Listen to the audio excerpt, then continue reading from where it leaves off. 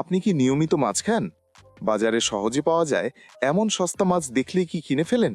একটু ভাবুন তো, আপনি যে মাছটা খাচ্ছেন সেটার ভেতরে আসলে কি আছে সেটা কি আমরা সত্যিই জানি? অনেক সময় এমন কিছু মাছ আমরা প্রতিদিন খেয়ে ফেলি যেটা দেখতে একেবারে সাধারণ, দামও তুলনামূলক কম, তাই মনে হয় নিশ্চিন্তে খাওয়া যায়।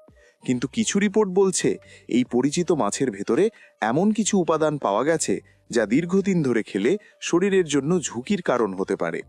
শুনলে হয়তো আপনি অবাক হয়ে যাবেন, কারণ এই মাছটা আমাদের বাজারে খুবই পরিচিত। অনেক পরিবারেই এটি প্রায়ই রান্না হয়। সস্তা হওয়ার কারণে অনেকেই এটাকে নিয়মিত খাবারের তালিকায় রাখেন। কিন্তু প্রশ্ন হচ্ছে, এই মাছ খেলে শরীরের ভেতরে আসলে কি প্রবেশ করছে, আর কেন অনেক বিশেষজ্ঞ এখন এই মাছ নিয়ে সতর্ক থাকার কথা বলছেন? আজকের ভিডিওতে আমরা সেটাই সহজভাবে বোঝার চেষ্টা করব। প্রথমে আসুন জেনে নিই, কিছু গবেষণা ও পর্যবেক্ষণে দেখা গেছে নির্দিষ্ট কিছু পরিবেশে চাষ করা এই মাছ দীর্ঘদিন খেলে শরীরে নানা ধরনের সমস্যার ঝুঁকি বাড়তে পারে। যেমন অনেকের ক্ষেত্রে অ্যালার্জির সমস্যা দেখা দিতে পারে, কারো কারো পেটের সমস্যা বা হজমের গোলমাল হতে পারে, আবার শ্বাসকষ্ট বা হাঁপানির মতো সমস্যাও বাড়তে পারে। কিছু ক্ষেত্রে উচ্চ রক্তচাপ বা ব্লাড প্রেশারের ঝুঁকিও বাড়তে পারে। এমনকি হৃদযন্ত্রের সমস্যার সম্ভাবনাও তৈরি হতে পারে। শরীরের ভেতরের হরমোনের স্বাভাবিক ভারসাম্য নষ্ট হয়ে যেতে পারে। শরীরে প্রদাহ বা ব্যথার প্রবণতা বাড়তে পারে। অনেক সময় অস্বাভাবিকভাবে ওজন বেড়ে যাওয়ার প্রবণতাও দেখা যায়। আর দীর্ঘদিন যদি দূষিত পরিবেশে উৎপাদিত মাছ নিয়মিত খাওয়া হয়, তাহলে ক্যান্সারের ঝুঁকি বাড়ার কথাও বিভিন্ন রিপোর্টে উল্লেখ করা হয়েছে। তাই বিষয়টি একেবারে হালকাভাবে নেওয়ার মতো নয়। এখন নিশ্চয়ই আপনার মনে প্রশ্ন আসছে, কোন মাছের কথা বলা হচ্ছে? যে মাছ এত পরিচিত, আবার এত আলোচনা হচ্ছে সেটাকে নিয়ে? আসলে আমরা বলছি তেলাপিয়া মাছের কথা। হ্যাঁ, তেলাপিয়া এমন একটি মাছ যা সাধারণভাবে খেলে শরীরের জন্য খারাপ নয়, বরং স্বাভাবিকভাবে চাষ করা তেলাপিয়া মাছের মধ্যে ভিটামিন বি, প্রোটিন, ফসফরাস এবং পটাশিয়ামের মতো গুরুত্বপূর্ণ পুষ্টি উপাদান থাকে। এগুলো শরীরের জন্য উপকারী। তাহলে সমস্যা কোথায়? সমস্যাটা আসলে মাছের ভেতরে নয়। সমস্যাটা তৈরি হচ্ছে কিছু অসাধু চাষ পদ্ধতির কারণে। কিছু ক্ষেত্রে দেখা গেছে দ্রুত বেশি লাভ করার উদ্দেশ্যে তেলাপিয়া মাছকে খুব অল্প সময়ে বড় করার জন্য বিভিন্ন ধরনের রাসায়নিক পদার্থ ব্যবহার করা হয়। মাছকে দ্রুত মোটা ও ওজনদার করার জন্য অস্বাস্থ্যকর খাবারও দেওয়া হয়।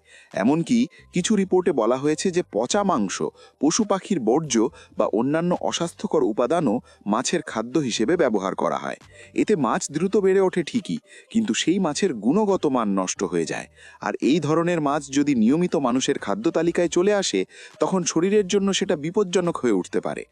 বিভিন্ন পরীক্ষায় কিছু ক্ষেত্রে তেলাপিয়া মাছের মধ্যে ডিবিউটিলিন এবং ডায়ক্সিন নামের রাসায়নিক উপাদান পাওয়ার কথাও বলা হয়েছে। এই উপাদানগুলো শরীরের জন্য ক্ষতিকর হতে পারে। বিশেষ করে দীর্ঘদিন ধরে শরীরে প্রবেশ করলে নানা ধরনের স্বাস্থ্য সমস্যার ঝুঁকি বাড়াতে পারে। তাই অনেক স্বাস্থ্য বিশেষজ্ঞ এখন পরামর্শ দিচ্ছেন বাজার থেকে মাছ কেনার সময় একটু সতর্ক হওয়া দরকার। তবে একটা বিষয় পরিষ্কার করে বলা জরুরি, সব তেলাপিয়া মাছ খারাপ নয়। যদি স্বাভাবিকভাবে পুকুরে চাষ করা তেলাপিয়া মাছ পাওয়া যায়, যেখানে কোনো ক্ষতিকর রাসায়নিক ব্যবহার করা হয় না, তাহলে সেই মাছ শরীরের জন্য ভালো পুষ্টির উৎস হতে পারে। কিন্তু সমস্যা হচ্ছে, আমরা বাজার থেকে কিনে বুঝতে পারি না কোন মাছটি প্রাকৃতিকভাবে চাষ করা আর কোনটি দ্রুত বড় করার জন্য কৃত্রিম পদ্ধতিতে উৎপাদন করা হয়েছে। এই কারণেই অনেক বিশেষজ্ঞ বলছেন যতটা সম্ভব নির্ভরযোগ্য উৎস থেকে মাছ কেনা উচিত। এখন আপনাদের কাছে একটি প্রশ্ন রাখতে চাই, তেলাপিয়া মাছ নিয়ে এই বিষয়গুলো আগে থেকে কারা জানতেন? আপনারা কি ইতিমধ্যে এই মাছ খাওয়া কমিয়ে দিয়েছেন, নাকি আজকের ভিডিও দেখে প্রথমবার বিষয়টি জানলেন? অবশ্যই কমেন্টে জানিয়ে দেবেন। আর তেলাপিয়া মাছ আপনাদের কার কার পছন্দ ছিল সেটাও লিখে জানাতে পারেন। আজকের তথ্য জানার পর আপনারা কি ভবিষ্যতে এই মাছ খাওয়ার ব্যাপারে আরও সতর্ক হবেন, সেটাও আমাদের জানান। ভিডিওটি যদি আপনাদের কাছে উপকারী মনে হয়ে থাকে, তাহলে অবশ্যই লাইক, শেয়ার এবং সাবস্ক্রাইব করতে ভুলবেন না, যাতে ভবিষ্যতে আমরা আরও গুরুত্বপূর্ণ স্বাস্থ্য তথ্য ও সচেতনতার ভিডিও আপনাদের সামনে নিয়ে আসতে পারি। সবাই ভালো থাকুন, সুস্থ থাকুন আর নিজের ও পরিবারের স্বাস্থ্যের দিকে অবশ্যই খেয়াল রাখুন।